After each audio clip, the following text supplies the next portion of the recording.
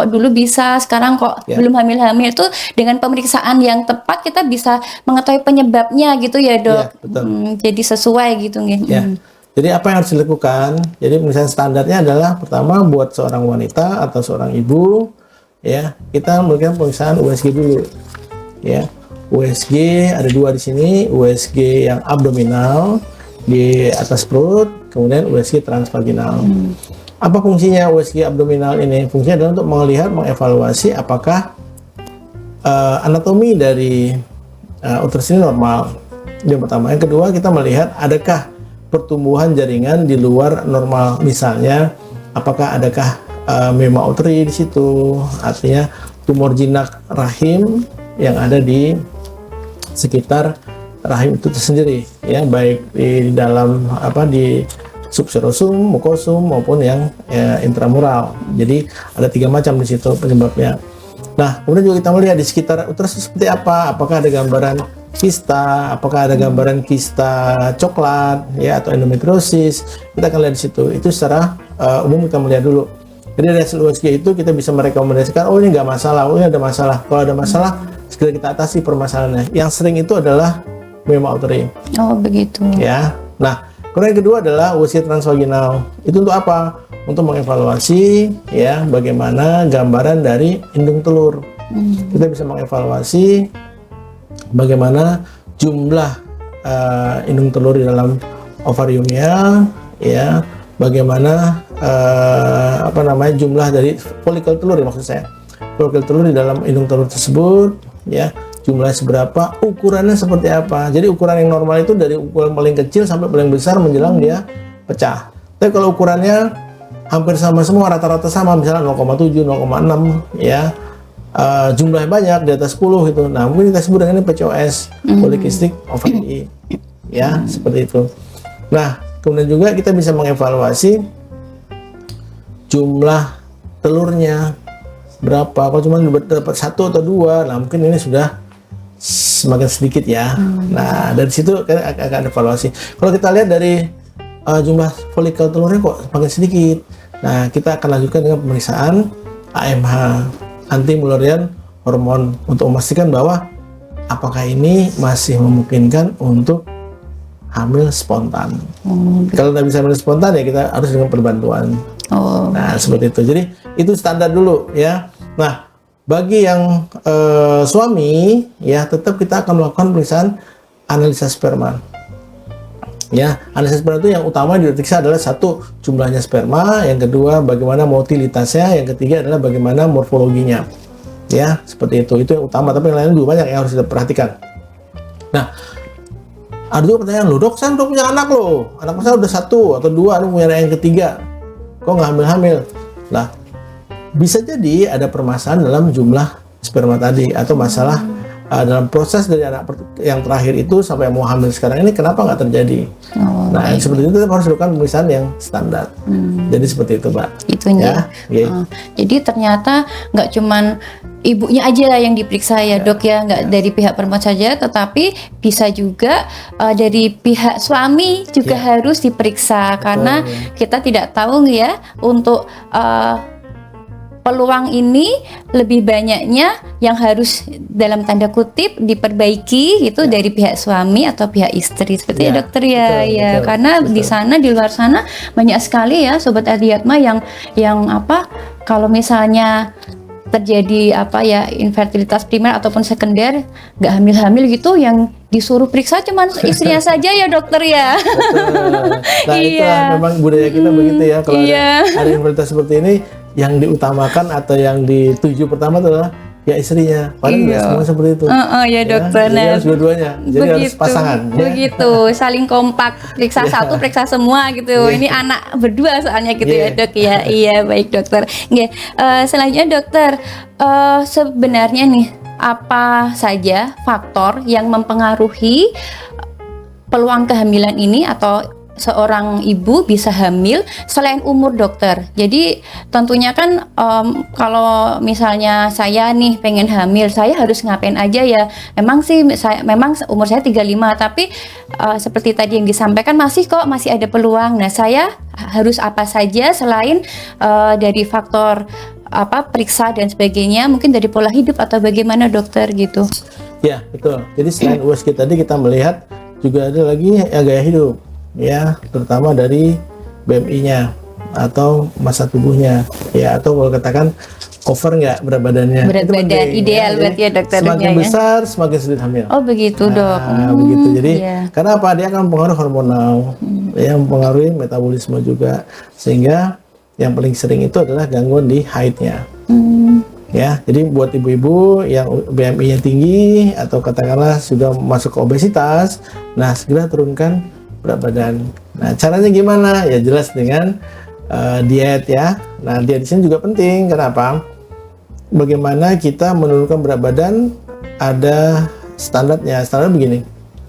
Secara umum kalkulasinya adalah antara dibutuhkan tubuh dengan yang masuk itu harus lebih rendah yang masuk daripada yang dibutuhkan. Nah, katakan dibutuhkan kalori 2000, maka yang masuk itu paling nggak 1500. Jangan terbalik. Diet berarti ya dokter. Ya, betul. Diet. Nanti yang masuk 3000 dibutuhkan 2000 lah. Kelebihannya itu selalu akan turun. Nah, kemudian yang paling efektif juga adalah bagaimana meminimalkan karbohidrat. Bukan berarti nggak boleh sama sekali loh ya, minimalkan karbohidrat. Nah, itu juga sama. Jadi itu akan lebih mudah percepat penurunan. Kemudian jangan lupa olahraga. Ya, olahraga itu membakar kalori sehingga dia akan cepat turun. Prinsipnya seperti itu. Nah, yang paling penting sebetulnya adalah menjaga nafsu.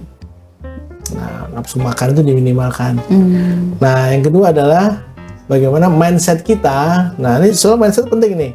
Karena begitu kita lapar, yang sering terjadi kan mindset kita di sini, begitu lapar, saya mau nasi padang, saya mau bakso, saya mau siomay, saya mau nasi goreng dan sebagainya. Ya, mindset dirubah.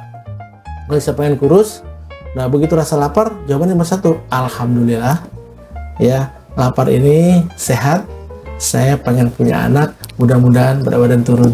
Oh, baik. Nah, sehingga nggak kepikiran makan. Iya. Jadi kalau misalnya kita mindset kita masih tetap seperti tadi, begitu lapar pengennya makan, nggak akan pernah turun itu. Betul. Begitu lapar, tahan dulu. Ini bagus, ini sehat buat saya pengen hamil. Nah, itu tidak akan, lapar itu tidak akan berlanjut. Itu langsung terhenti. Tapi kalau pengen nasi padang, begitu lapar, nah rasa lapar terus, betul. Sampai dapat nasi padang tadi, baru akan berhenti laparnya. Iya. Nah, kira-kira seperti itu. Jadi dibutuhkan mindset, ya, nafsunya betul-betul ditekan. Nah, sehingga kalau mindset sudah berubah begitu, nafsu pasti akan ngikutin. Nah, cara begitu itu paling efektif yang saya rasakan buat pasien-pasien saya yang dengan edukasi seperti ini. Itu banyak berubahnya. Oh, begitu ya dokter. Karena kalau mindset tidak berubah, enggak bakalan itu. Iya. Berarti tujuan utama dari diet ini, tentunya diet sehat nggih dokter nggih. Tujuan utamanya bukan untuk kurus sobat Adiatma, tapi untuk sehat. Gitu ya. Karena kan untuk hamil berarti kita butuh badan yang sehat juga, seperti itu. Jadi dirubah tuh, jangan pengen kurus semata-mata pengen kurus aja. Soalnya nanti lama-lama bosan mungkin ya dok ya kalau cuman kurus aja. Tapi kalau untuk sehat kita punya tujuan yang lebih panjang biar bisa hamil lagi seperti berikutnya itu. Mungkin yang perlu diperhatikan kalau perempuan merokok. Oh gitu, merokok. Itu sangat pengaruh sekali. Pengaruh sekali. Baik laki-laki maupun perempuan ya. Kemudian sekarang misalnya pakai kayak vape gitu ya. Vape itu juga sama ya, diminimalkan atau bahkan dihilangkan sama sekali. Kemudian untuk yang suka begadang misalnya gitu. Nah, kalau begadang itu kan merubah pola sehingga metabolisme juga berubah. Ya, kalau tidak wajib banget untuk begadang, ya kecuali kalau kerja ya. Jadi minimalkan lah, hidup sehat itu, pola hidup itu tetap untuk istirahatnya ada. Jadi kita butuh, kalau saya pribadi minimal saya 4 jam tidur. Ya, kalau lebih itu alhamdulillah. Tapi kalau lebih kurang dari 4 jam, rasanya nggak nyaman. Nah, itu tergantung kita bagaimana kita memaintenance tubuh. Ada yang cuma 6 jam cukup ya. Tapi selama ini saya buat diri saya 4 jam itu cukup. Tapi yang tidur efektif ya, yang betul-betul dalam, cuma 4 jam, cuman kayak orang bilang tidur ayam gitu ya, bangun bentar-bentar gitu, ya itu nggak sehat juga. Aja ya dok. Ya, terus sama kalau misalnya banyak pikiran tuh, susah tuh. Jadi diusahakan tidur yang dalam, ya paling nggak Kalau misalnya terbiasa ya 6 jam sudah cukup lah ya. Kalau 8 jam saya bilang sih terlalu over. Ya, Gitu 6 jam cukup itu sebetulnya. terlalu lama juga nggak bagus ya, Nggak Dok? baik. Iya. Mas banyak hal yang dikerjakan ya daripada tidur. Betul. Enggak. Ya, seperti itu, Dok. Iya. Iya. Kemudian dokter, kalau misalnya kita sudah melakukan program hamil nih, Dok, kemudian kapan, Dok, evaluasinya gitu? Ya. Jadi program hamil itu saya sering pada pasien-pasien saya kita usahakan hamil spontan dulu. Artinya hamil spontan itu dengan kita menghitung kapan dia masa suburnya, kemudian kapan pasien ini berhubungannya, gitu ya. Nah, sehingga begitu itu dapatkan itu dia hamil spontan, segera saja begitu dia terlambat haid, kita tahu dia terlambat haid, coba dievaluasi, ya. Katakan 1 minggu, tes positif, kontrol, ya. Kita lihat. Nah, di sini kita butuhkan apa? Mungkin dengan hasil USG belum kelihatan jelas, tapi dengan ada dengan kita lihat ada positif seperti ini, kita bisa bantu ya dengan pemberian obat-obatan ya untuk mendukung kehamilannya. Juga kita juga memberikan penyebab selama ini kenapa dia nggak hamilnya. Katakan kalau misalnya hamil keguguran berulang, nah kita bisa segera intervensi dengan pemberian obat-obatan yang lain. Jadi seperti itu. Jadi saran saya segera supaya kita bisa mengevaluasi lebih detail. Nah, gitu. Cuman kalau kita lihat dari hasil USG itu belum kelihatan mungkin, ya. Cuman kalau kita mikirnya seperti itu, nanti terlambat. Karena ini kan susah hamil nih. Iya, Nah, begitu hamil lah kita harus segera informasikan. Nah, memang kalau secara teoritis dikatakan akan terjadi dengan USG, dengan transvaginal itu sekitar 6 minggu. Itu kelihatan janinnya, jantungnya sudah mulai terlihat.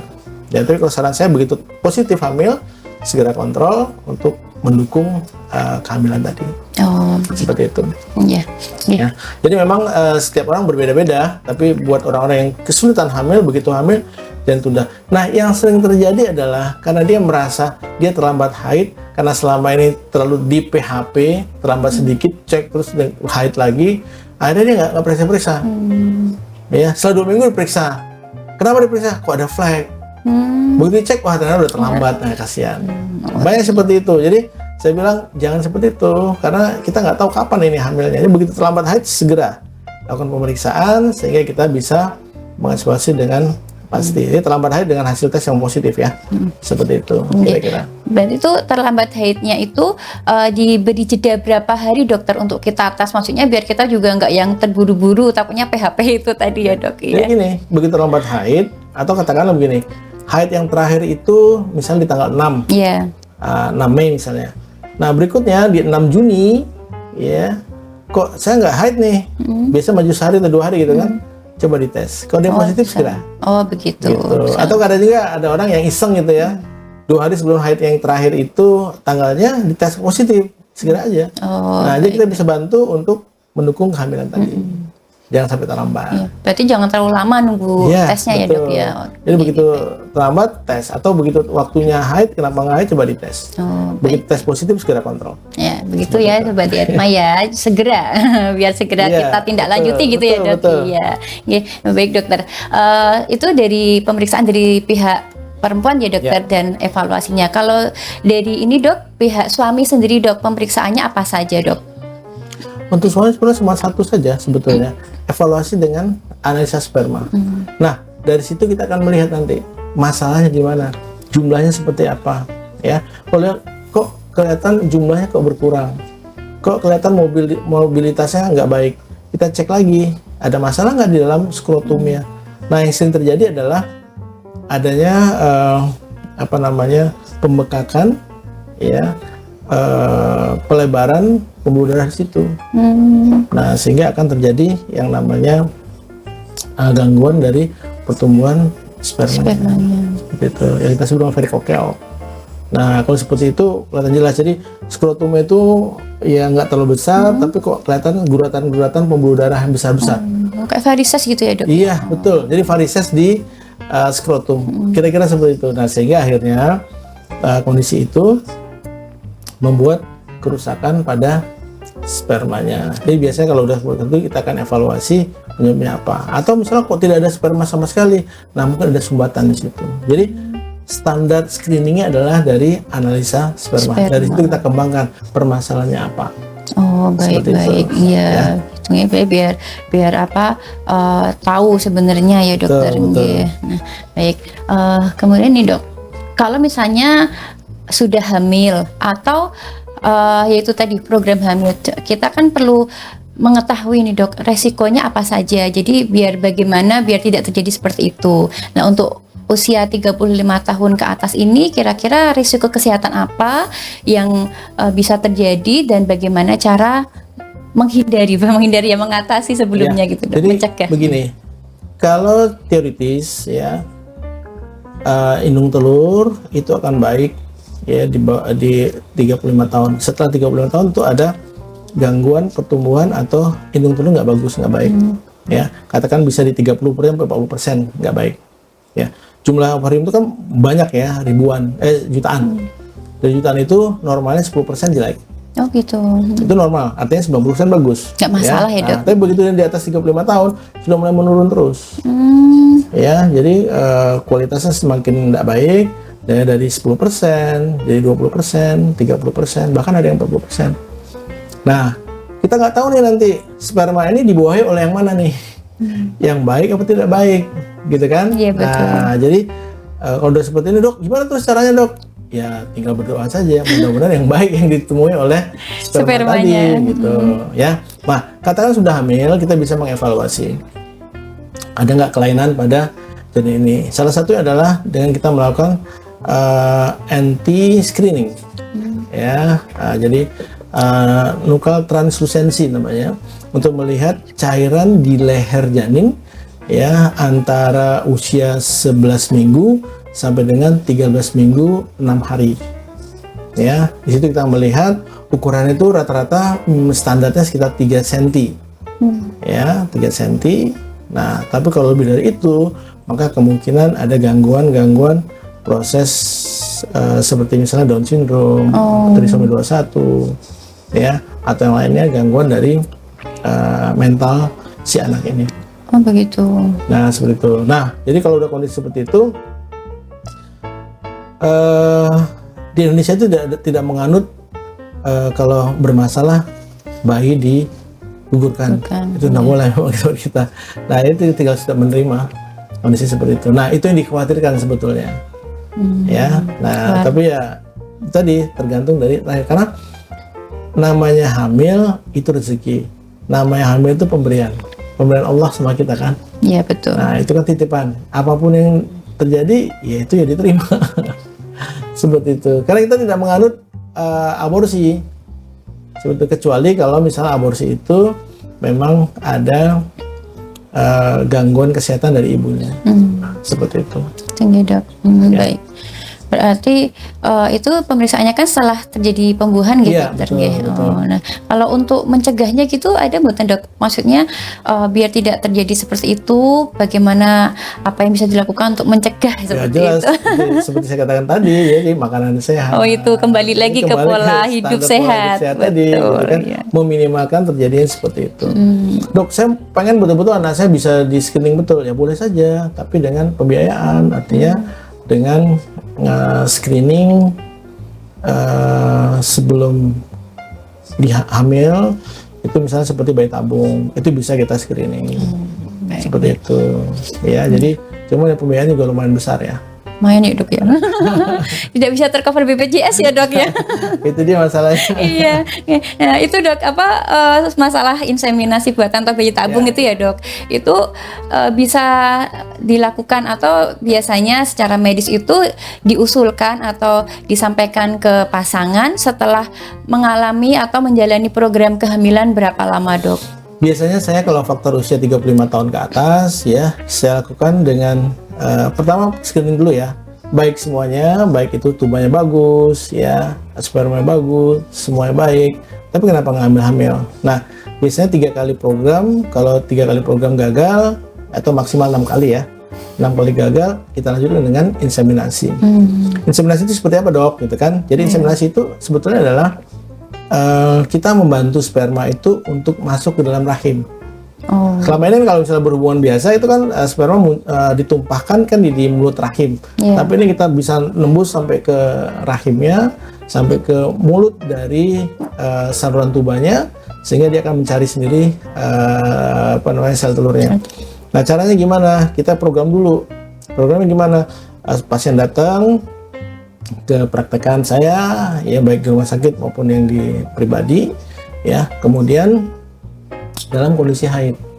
Malah dalam kondisi Iya. haid. Nah, dalam kondisi haid kita evaluasi, kemudian kita jadwalkan, kita berikan obat-obatan yang untuk merangsang pertumbuhan indung telur. Kalau selama indung telurnya bagus, baik, kita nggak perlu dengan injeksi. Jadi kita cukup dengan klonfenin sitrat, begitu cukup dengan obat oral. Nah, kita lihat ukuran normal itu sel telur akan tumbuh menjelang ovulasi itu sekitar 1,8 sampai dengan 2,4 cm. Ya. Nah, setelah itu, ya setelah seperti itu baik. Nah, kemudian kita jadwalkan kapan berhubungan. Biasanya kita akan melakukan yang namanya pemecahan telur.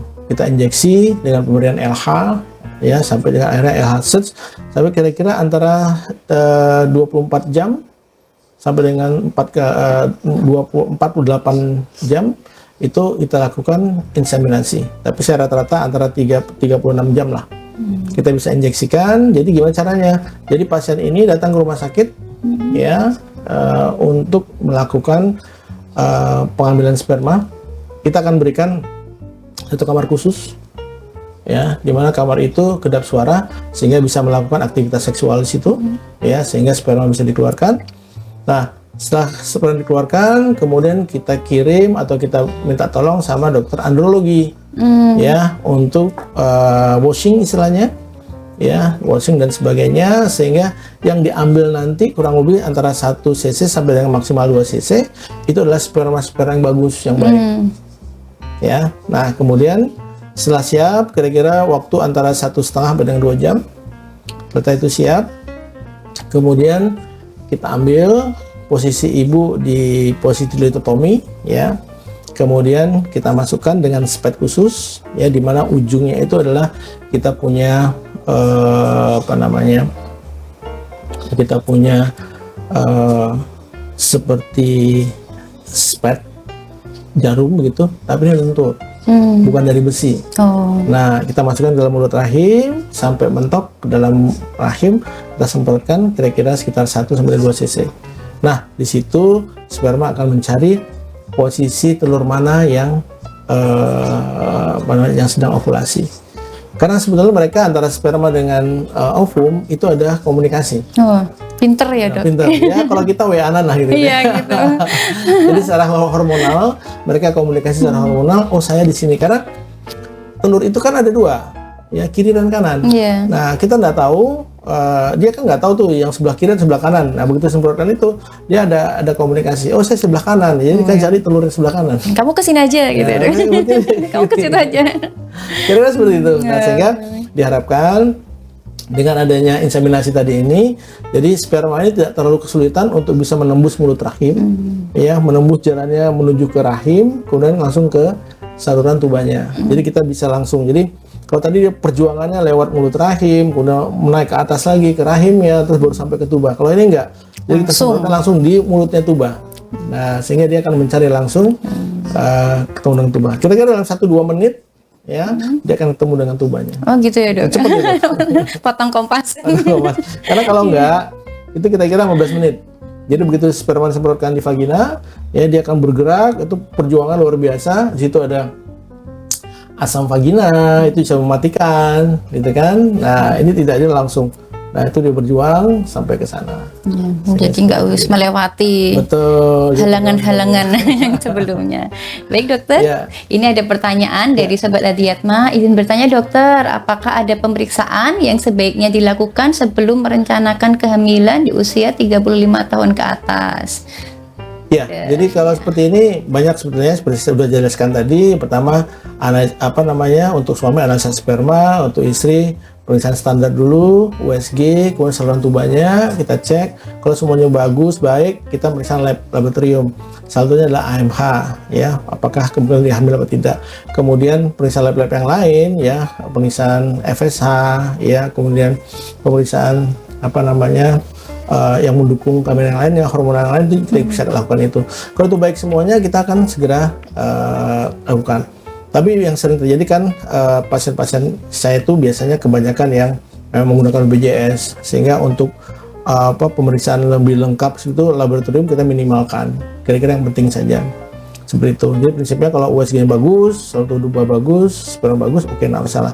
Untuk lab kita akan mengikuti secara perlahan yang dibutuhkan apa, sehingga kita bisa pastikan kemungkinan hamilnya akan lebih cepat. Seperti itu. Ya, Dok, ya. Baik, Dok. Ini ada lagi, Dok, pertanyaan. Kalau tadi kan usia yang perempuan ya, Dok, ya, yang menurun, kesuburan menurun. Nah, untuk laki-lakinya nih, Dok, ini apakah kesuburan pria juga ikut menurun seiring bertambahnya usia, atau hanya wanita saja yang perlu memperhatikan faktor usia? Ya, ini faktor usia memang untuk pria memang ada, tapi tidak signifikan seperti usia produktif dari wanita, ya. Karena sering kita dapatkan seorang laki-laki menikah usia sudah senja, terus masih istri bisa masih punya muda, anak. terus punya anak gitu kan. Masih bisa membuahi. Iya, Gitu Dok, kan? ternyata Itu ada ya, Dok. banyak sekali kejadian seperti itu gitu. Jadi memang ada penurunan tapi tidak signifikan. Yang sering terjadi pada pria itu bukan dari jumlah spermanya, tapi kemampuan ereksinya. Ya, dia usia udah menjelang di atas 50 tahun, itu kemampuan untuk ereksinya juga sudah mulai minimalis gitu kan. Dia mulai berturun terus sampai betul-betul dia kesulitan sekali untuk ereksi. Tapi kalau dari sperma tidak begitu pengaruh, ya. Begitu Dia tetap menghasilkan sperma, kemudian juga jumlahnya juga sama seperti itu. Ya, jadi kalau seorang laki-laki, ya yang biasanya yang bermasalah itu di ereksinya. Ya, maksudnya kan butuh masuk juga ya, Dok, ya, untuk memberikan sperma secara alami itu tadi ya, Dokter, ya, maaf. Kesulitannya di situ. Iya. Oke, baik lagi. Ada lagi nih, Dok. Wah, lumayan banyak ini ya pertanyaannya. Ya, Dokter, apa pesan yang ingin disampaikan kepada pasangan yang merasa khawatir atau pesimis karena baru merencanakan kehamilan di usia 35 tahun ke atas? Ya, jadi prinsipnya untuk sekarang ini, ya, kadarullah kita memang menikahnya di menjelang 35 tahun, kemudian di atas 35 tahun nggak hamil, ya. Jadi itu nggak masalah. Ya, artinya udah saya jelaskan tadi kondisinya seperti ini, tapi kita akan meminimalkan, ya. Meminimalkan untuk terjadi hal yang tidak diinginkan. Tapi jangan lupa, apapun yang saya lakukan di sini, semua itu adalah dari Allah semuanya. Ikhtiar ya, Dok. Ya, ikhtiar itu penting sekali, berdoa itu penting sekali. Ya, kalau katakan saya sudah melakukan apapun gitu kan, tapi Allah tidak mengizinkan, ya tidak. Kalau Allah mengizinkan, apapun yang saya kerjakan sedikit aja pun sudah bisa hamil. Iya, betul. Seperti itu ya. Jadi prinsipnya adalah jaga kesehatan dulu yang pertama, sudah dievaluasi penyebabnya apa, ya, kemudian kita usahakan secara maksimal. Ya, jadi untuk kekhawatiran diminimalkan saja. Yang penting hamil dulu. Nah, seperti itu. Kalau kita mikir nanti kalau sudah hamil banyak begini-gini nggak bakal hamil karena bikin stres. Begitu stres itu nggak bakal hamil. Jangan overthinking ya, Dok. Ya, overthinking, stres dan sebagainya. Iya. Jadi akan kesulitan. Karena semakin stres seorang wanita semakin nggak karu-karuan dari hormonalnya, semakin sulit hamil. Iya, Jadi yang penting saya bilang tadi hamil dulu, tapi itu dengan pasrah pada Allah ya, akan berbeda hasilnya. Seperti itu. Setelah hamil, Dok, setelah hamil, udah 35 tahun, kemudian hamil, alhamdulillah. Kita harus bagaimana, Dokter? Apa saja yang mungkin ada yang dihindari kah? Atau kita harus makan apa? Harus bagaimana seperti itu? Jadi prinsipnya begini, orang hamil bukan orang sakit. Gitu ya, Dok. Betul. Makan apa aja mau gue silakan. Boleh. Ya, yang penting tidak berlebihan. Itu sering banget pertanyaan begitu, Dok. Harus seperti apa? Nah, kadang-kadang saking overthinkingnya, nah apa yang dikatakan orang itu di ACC itu dikerjakan. Misalnya begini, dia udah lama nggak hamil, kemudian ketemu teman yang anak sudah 4 atau 5 gitu kan, nah terus dikasih advice macam-macam, nggak boleh ini, nggak boleh ini, nggak boleh ini, ya seolah-olah orang yang sudah hamil 4-5 tahun itu seorang objin gitu, seorang dokter kandungan gitu kan, Lebih pinter. lebih pinter gitu. Nah, jadi seperti itu yang sering terjadi. Saya bilang sama suaminya jangan zalim terhadap istri, ya karena yang diomongin itu belum tentu benar. Iya. Ya, karena jadi kalau misalnya ngomong itu dokter umum, dokter kandungan atau perawat atau bidan yang ada hubungan dengan kesehatan mungkin masih oke lah, masih bisa dipertanggungjawabkan. Tapi itu bukan siapa-siapa ya ngomong ke kita macam-macam lah, dipertimbangkan dulu lah ya, jangan langsung ditelan mentah-mentah. Ya itu sering banget terjadi. Sehingga akhirnya apa, kasihan istrinya, nggak apa-apain nggak boleh gitu. Jadi tambah stres ya. Padahal orang hamil itu pengen ini, pengen itu, pengen semua pengen. Oh iya ya, ngidam. Ngidam. Walaupun katakan nanti Pak, nanti kalau pulang beli ABC ya, saya tunggu di rumah gitu. Nah suaminya dengan ngelewatin apapun ya, hujan kah, panas kah, terik kah, segala macam gitu ya, beli. Sampai di rumah dikasih, mah ini pesanannya 1, 2, 3 atau ABC gitu. Ya, nggak dibuka, cuma dia nggak mau. Aku nggak mau nih. Jangan sakit hati, emang seperti itu orang hamil. Nggak boleh baper suaminya. Iya, kalau saya bilang begini Pak, kalau seperti itu santai aja. Bilang sama istrinya, Mah, makasih ya, ini tak makan ya. Selesai kan? Ya, nggak usah marah-marah. Malah kenyang ya dok ya. Malah menyenangkan dua-duanya gitu Iya, kan? Ya betul. alhamdulillah gitu. Iya. Jadi nggak usah. Jangan saya karena maksudnya itu orang hamil akan apa namanya nggak nyaman buat dirinya sendiri sehingga akhirnya berefek ke kemana-mana. Iya iya. Pokoknya dibikin enjoy saja. Ya, Kalau betul. ada yang bingung tanya ke ahlinya, Betul, jangan betul. tanya ke yang bukan ahlinya gitu ya. Betul, Gitu. seperti itu kira-kira. Ya, baik dokter, ada nih dari Bapak Joko nih, dari bapak-bapak dok yang tanya nih dok, bisa nggak dok konsultasi via WA, jadwal prakteknya hari apa saja ya dokter? Ya baik, sahabat Adiatma, pejuang garis 2 ya.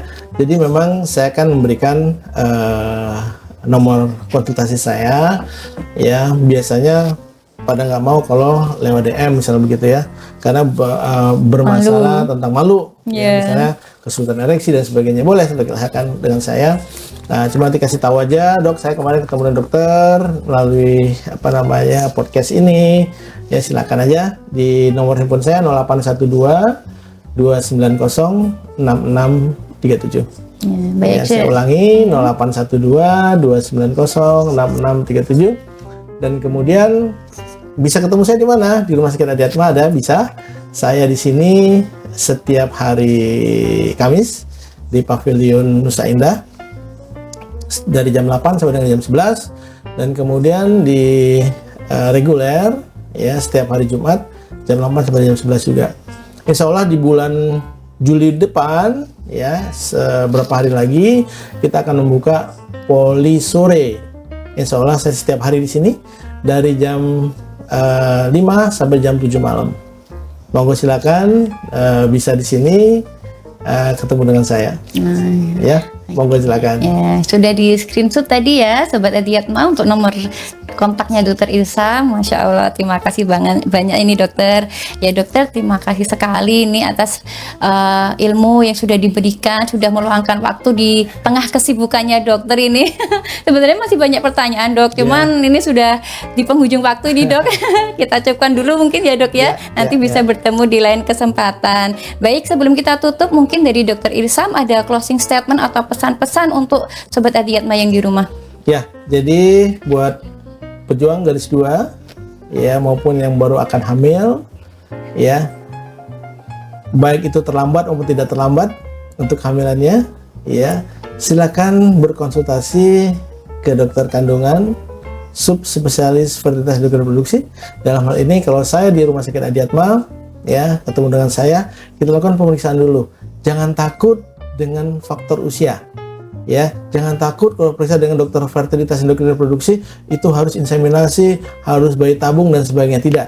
Kita usahakan dulu kita usahakan dulu dengan hamil spontan. Ya, tidak perlu dengan bantuan-bantuan, tapi kita bisa mengevaluasi penyebabnya apa sehingga mudah kita segera hamil secara spontan. Kalaupun sudah tidak bisa, baru kita lanjutkan lagi nanti dengan berbantuan seperti misalnya inseminasi. Kalau inseminasi juga gagal, kita evaluasi lagi penyebabnya apa, sampai terakhir adalah dengan bayi tabung. Sekian dari saya, terima kasih. Salam garis dua. Garis dua, ya. Baik, Sobat Adiatma, dari pembahasan kita kali ini kita jadi tahu ya, ternyata masih ada loh kemungkinan untuk kehamilan sehat bagi wanita di atas usia 35 tahun. Ya, semoga perbincangan kali ini memberikan tambahan informasi, pengetahuan, semangat, juga keyakinan bagi siapa saja yang sedang merencanakan kehadiran buah hati. Tuh. Bagi yang ingin bertanya lebih lanjut, berkonsultasi tentang program kehamilan atau tentang masalah kesehatan, silahkan bisa datang ke Poli Rumah Sakit Adiatma MPH Semarang, atau bisa menghubungi Dokter Ipsam atau dokter kami yang lain sesuai dengan nomor yang tadi telah disebutkan dokter. Iya, kami mohon maaf apabila ada salah kata. Sampai jumpa pada podcast berikutnya dengan tema yang lebih menarik tentunya. Terima kasih. Wassalamualaikum warahmatullahi wabarakatuh. Waalaikumsalam warahmatullahi wabarakatuh. Ya, salam garis dua, Dok.